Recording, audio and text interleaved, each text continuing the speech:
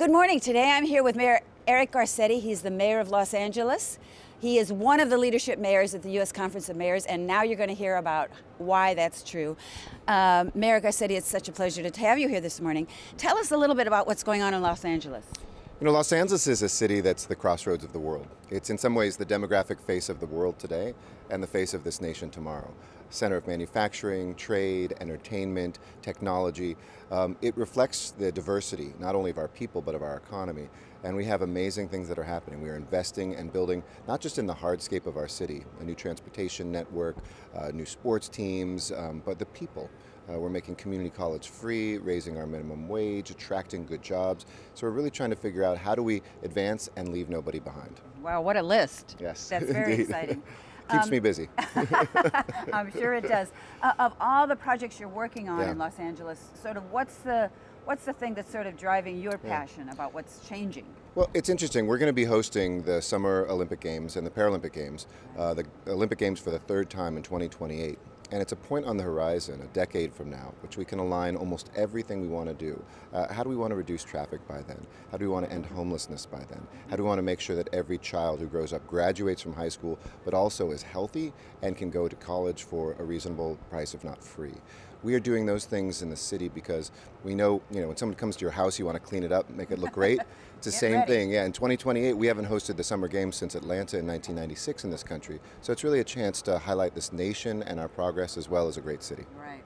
That's very exciting. I'm so glad you're leading that charge. Thank you. I heard you speak earlier in the conference about what you're leading in terms of immigration and development there. Tell us about that. Well, Los Angeles is a city where everyone belongs. I mean, you can come from anywhere around the world or this country and feel at home. Whether you're from the Midwest or whether you're from Mexico or Armenia or Korea, we have dozens of countries that actually have their largest population outside the home country in Los Angeles. So we see the face of the world on our streets. And we know that everybody belongs in a way that we don't want to look at dividing each other or taking away from each other. We want to add and multiply our greatness. We're a nation of immigrants. I'm the grandson of a dreamer. I'm half Jewish, half Mexican with an Italian last name, an average American. And I think in Los Angeles we have those collisions in the same way we do in America, and we embrace them. Unless we're native here, everybody is an immigrant in one way or another. And we have to get back to that and solve a problem that we face right now, a challenge of how we integrate immigrants without demonizing them. So how is the conference taking action around that? So we launched a new initiative to make more citizens, folks that are here already who qualify as citizens today. In Los Angeles, we do that in our public libraries. We have librarians who can tell you how to take the citizenship test, where to go, learn about American history, learn English, all of those things that have been part of becoming an American. And oftentimes the debate is so shrill we forget of those folks we can help right in our midst while still advocating for a permanent solution, a comprehensive solution for all immigrants that are here. Great. I want to shift gears a bit and ask you about the city branding of Los Angeles. You talked about preparing for the games, but one of our passions at Civic is to use communications tools to really help citizens understand, why am I happy to live in LA? What's the brand of LA? So how do you communicate right now with citizens in LA? Well, it's great, and I love that Civic does that, because I think mayors are tasked with being the chief storytellers of their city. What is the narrative? What is our history? Where are we going? People have this chaotic world and they want to know where they belong and they want to know where they're going. In Los Angeles, our narrative really focuses on our diversity, our history, our geography. In many ways, this is a Pacific century. Los Angeles to China, displaced New York to London is the most significant and most traveled transoceanic air corridor for the first time in history, and it's probably not going back in our lifetimes. So how do we take this crossroads of Latin America, the United States, the Pacific Rim, and tell that story of the future?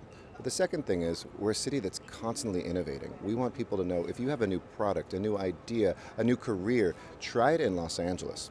It is kind of the old cliche about if you can make it there, you can make it anywhere about New York. Los Angeles in many ways is that place. I mean, New York still is too, but Los Angeles is a place where we're getting to yes instead of figuring out a way to go to no. So when people come and say, hey, I want to test a new way of getting around a town, something between a bus and a ride share, we say test in Los Angeles. New technology at the Port of LA.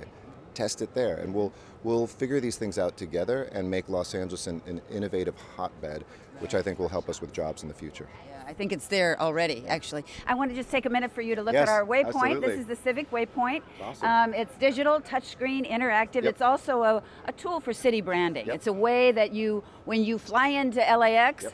what do you think? Exactly. What's happening in Los Angeles? Right. So this is a on-the-street presence. Of course you have a mobile, of course. but this is a way to touch and find out what's going on. You can find out how to get around in a city. This is, of course, Boston, since we're here in the city of Boston.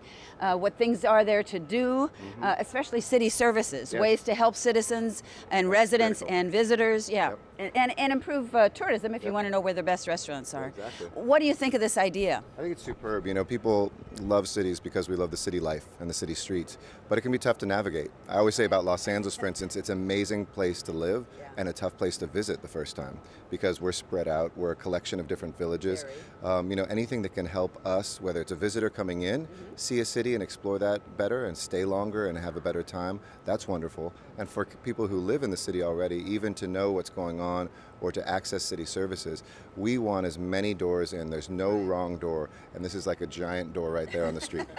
Thank you so much, Mayor Garcetti, for being with Pleasure. us today. Thank you so much.